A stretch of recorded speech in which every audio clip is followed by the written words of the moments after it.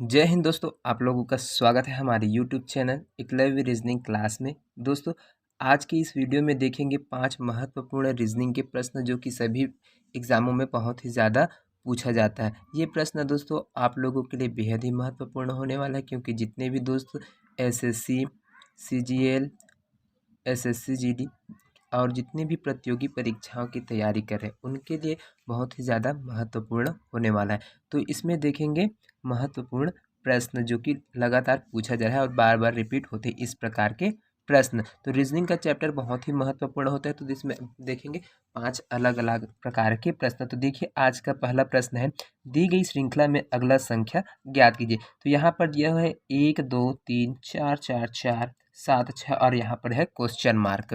तो इस question mark में किस प्रकार से आएगा तो वो देखिए। तो यहाँ पर देखिए दोस्तों, आपको मालूम है 1 दिया है, 2 दिया है, 3 4 4 4 7 6 और यहाँ पर दिया है क्वेश्चन मार्क। तो इसमें जो पैटर्न चल रहा है वो किस प्रकार से चल रहा है। तो देखिए, यहाँ पर आपको ऐसे सिंपली चेक करने पर आपको कुछ मालूम नहीं चलेगा, लेकिन यहाँ पर जैसे थोड़ा सा आप लॉजिक लगाएंगे तो इसमें आपको मालूम चलेगा कि किस प्रकार से ये हो रहा है। तो देखिए, यहाँ पर एक अल्टरनेट क्रम में चलता है दोस्तों। तो यहाँ से देखिए 1 2 3 4, तो यहाँ पर आपको कुछ सीक्वेंस बनता हुआ दिखाई देगा। यहाँ पर +3 का बढ़ोतरी हो रहा है।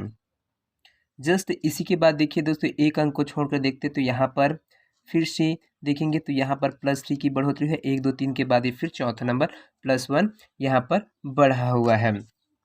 इसी प्रकार से देखिए दोस्तों, इधर ऊपर में आप इधर छोड़ दे तो यहाँ से 2 से लेकर देखिए 4 पर, तो यहाँ पर +2 का गैप है। और इसी प्रकार 2 से लेकर देखिए 6, तो यहाँ पर भी +2 का गैप है। यहाँ पर 3 का गैप था, यहाँ पर 4 का। तो इसी प्रकार से जो फंक्शन चलेगा तो यहाँ पर भी +3 बढ़ोतरी होगा। तो यहाँ पर जो संख्या आएगी वो क्या आएगी। तो यहाँ पर देखिए दोस्तों, यहाँ से जो बढ़ोतरी हो रही है ना, तो इसको देखेंगे तो यहाँ पर आ जाएगा अपन संख्या जो बढ़ेगा वो +5 हो जाएगा, क्योंकि ये अल्टरनेट सीक्वेंस में चल रहा है। देखिए दोस्तों 1 2 3 और ये आ गया आपका 4। इधर देखिए 2 और 3, 2 आ गया 4 और इसका आधा लो, है ना। तो इसी प्रकार से यहाँ पर ये 5 आ जाएगा। तो क्वेश्चन मार्क में क्या आ जाएगा आपका आंसर +5 आ जाएगा। तो ये आपका ऑप्शन डी बिल्कुल सही हो जाएगा।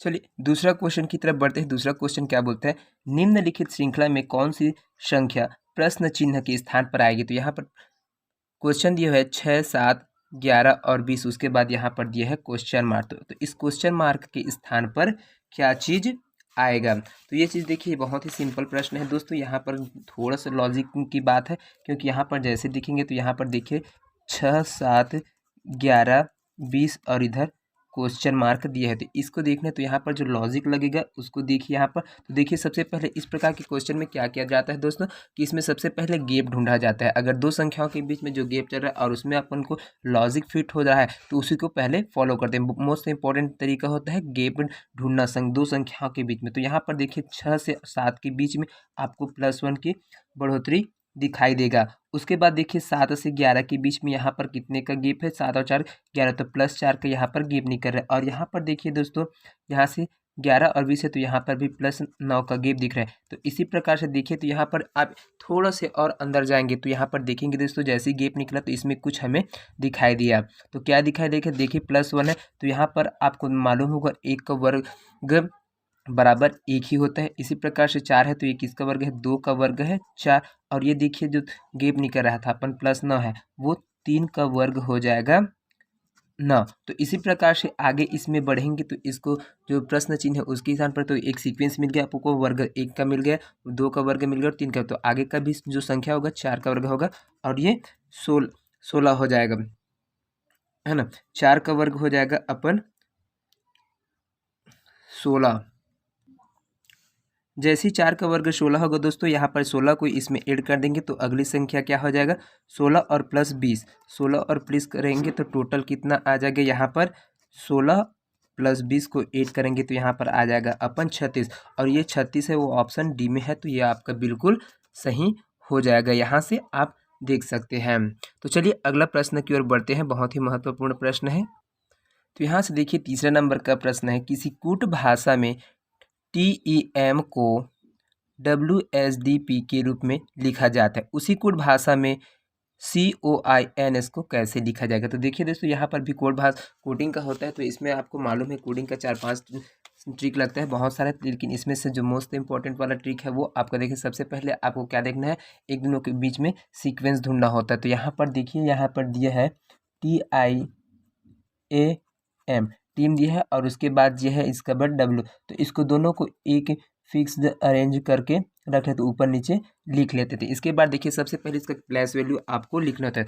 तो 20 T का होता है 20 होता है, E का 5 होता है, A का 1 होता है और M का होता है अपन 12 है ना, M का होता है अपन 13। तो ये लिख लिए। उसके बाद देखिए W का 23 हुआ, H का अपन 7 हुआ है ना, H का अपन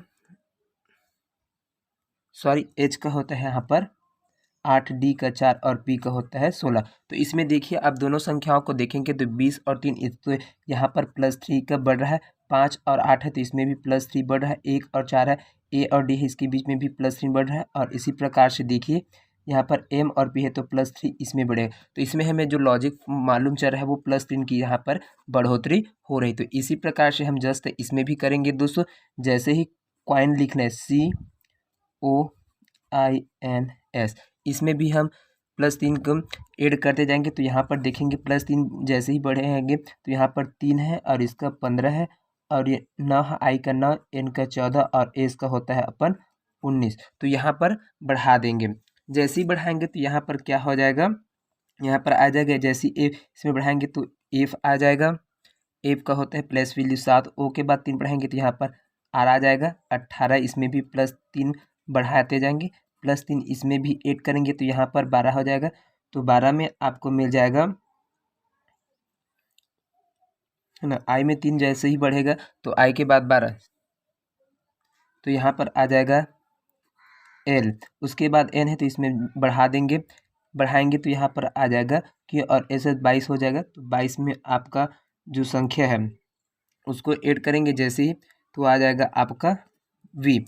तो इस प्रकार से देखिए, इस प्रकार से FRLQV कौन सा ऑप्शन में है, तो आपका ऑप्शन भी बिल्कुल सही हो जाएगा यहाँ पर। ये बहुत तो दोस्तों ये ट्रिक कैसा लग रहा है, अगर पसंद आ रहा होगा तो हमारे वीडियो को लाइक शेयर करना ना भूलिएगा और साथ में अपने दोस्तों के साथ भी शेयर करना ना भूलिएगा। चलिए अगला क्वेश्चन की तरफ बढ़ते हैं दोस्तों। बहुत ही महत्वपूर्ण प्रश्न है, अगला प्रश्न भी है जो कि मोस्ट इंपॉर्टेंट है। तो यहाँ पर देखिए 14 नंबर का प्रश्न है, उस संख्या का चयन कीजिए जो नीचे तीसरी संख्या से उसी प्रकार संबंधित है जिस प्रकार दूसरी संख्या पहली संख्या से संबंधित है। तो यहाँ पर दिया है दोस्तों दो अरेंज है। यहाँ पर जिस प्रकार से यह तीसरी संख्या है ना, तीसरी संख्या दूसरी संख्या से संबंधित है उसी प्रकार दूसरी संख्या पहले संख्या से किस प्रकार से संबंधित है। तो ये चीज़ पूछा गया है। तो इसमें कौन सा लॉजिक लगने वाला है, तो ये चीज़ देखिए यहाँ पर जिस प्रकार ये 6 और 2 संबंधित है उसी प्रकार ये तीसरी संख्या लास्ट संख्या से किस प्रकार संबंधित है। तो ये चीज़ देखिए, तो यहाँ पर सबसे पहले हमको इसको देखना होगा कि ये किस प्रकार से अरेंज है। तो यहाँ पर देखिए दोस्तों 6 और 2 है तो इसमें का जो लॉजिक लगने वाला है 6 और यहाँ पर 2 है तो इसको माइनस कर देंगे तो बचेगा 4 और जैसे ही 4 बचे उसमें ये 2 से इसको काट देंगे तो बच जाएगा अपन 2। इसी प्रकार से इसी में ये फिट हो रहा है तो आधा जैसे ही इसको माइनस किया 4 आया, 4 को इस फिर 2 से भागित कर दिए तो बच गया अपन सिर्फ 2 बच गए। इसी प्रकार से इसमें भी लगाएंगे तो 8 दिया है तो 8 में ऐसा क्या किया जाए, तो इसी में भी इसको 2 से ही हमें दोस्तों क्या करना है, कम करना है, 2 से माइनस करना है तो बच जाएगा 6 और 6 में इसे 2 से हमको काटना होगा फिर से। तो यही लॉजिक पहले वाले में लगा था उसी को फिर। तो यहाँ पर देखिए 2 एकम 2 2 3 6 तो बच गया आपका ऑप्शन 3 आ गया। तो यहाँ पर आपका ऑप्शन बी बिल्कुल सही हो जाएगा, तीसरे नंबर ये सही है। तो देखिए दोस्तों आज के सेशन का लास्ट वीडियो है। तो यहाँ पर बहुत ही महत्वपूर्ण प्रश्न, इस प्रकार के प्रश्न आपको देखने को ज़्यादातर मिलते हैं दोस्तों। सभी जितने भी एग्ज़ाम हो रहे हैं एसएससी के द्वारा, रेलवे के द्वारा या फिर एनटीपीसी के द्वारा, उसमें रीजनिंग में से एक प्रश्न तो आपको एनोलॉजी से पूछा ही जाता है। देखिए जिस प्रकार सचिन का संबंध क्रिकेट से है उसी प्रकार संबंध मेजर ध्यानचंद का संबंध किससे है। तो यहाँ पर बताना तो सचिन का जैसे ही नाम आता है दोस्तों आपको हमें मालूम चल जाता है कि सचिन है वो क्रिकेट का क्या है, भगवान कहलाते हैं, भगवान कहलाते हैं। तो उसी प्रकार से यहाँ पर सचिन का संबंध किससे है, तो यहाँ पर ये क्रिकेट से। उसी प्रकार मेजर ध्यानचंद का संबंध कौन से खेल से है, तो फुटबॉल से, वॉलीबॉल से, हॉकी से या फिर टेनिस बॉल से। तो इसका संबंध है दोस्तों आपका ऑप्शन सी बिल्कुल सही हो जाएगा, हॉकी से। मेजर ध्यानचंद का संबंध किससे है? हॉकी से है, क्योंकि उन्होंने हॉकी में लगातार कितने गोल किए थे? 14 बार इसने जीते हैं। और इसका मेजर ध्यानचंद है वो, इसका संबंध है किसे है? हॉकी से। तो दोस्तों हमारा ये वीडियो कैसा लगा आप लोग हमें कमेंट करके ज़रूर बताइएगा। साथ में हमारे चैनल को भी सब्सक्राइब कीजिए, और नए लोग देख रहे हैं तो हमारे चैनल को सब्सक्राइब करना ना भूलेगा, और साथ में ज़्यादा से ज़्यादा लोगों तक शेयर करना भी ना भूलें। मिलते हैं दोस्तों नेक्स्ट वीडियो में, तब तक के लिए जय हिंद, जय Hindustan. Thank you so much दोस्तों।